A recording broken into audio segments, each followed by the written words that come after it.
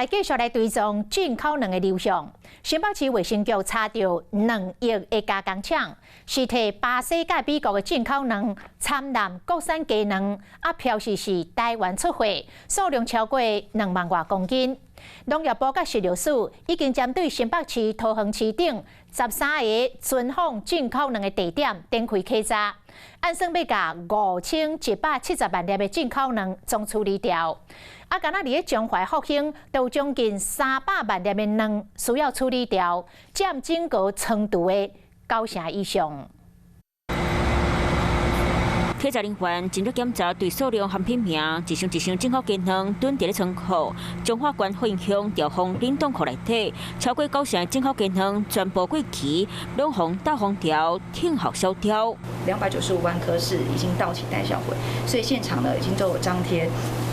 这报废品待销毁的这资料，那我们已经进行管控，以防止它流入市售。爱消掉鸡卵归项目管理，农业部为今日开始联合食药署主动开始稽查，新北桃园、中华分林、嘉义高雄和屏东，拢总13个进口鸡卵囤放的地点，预计消掉5170万粒进口鸡卵。只是伫咧名单公布进前，留意单交化的这期有约6000万粒进口鸡卵下落不明。对这件代志，农业部透过面册回应，防这期下落不明的6000万粒鸡卵，都是洗选卵和加工卵的总额啊，强调一切资讯拢公开，进口卵证据继续咧探，各县市扩大稽查，这个调查就抓到登记无实在案件。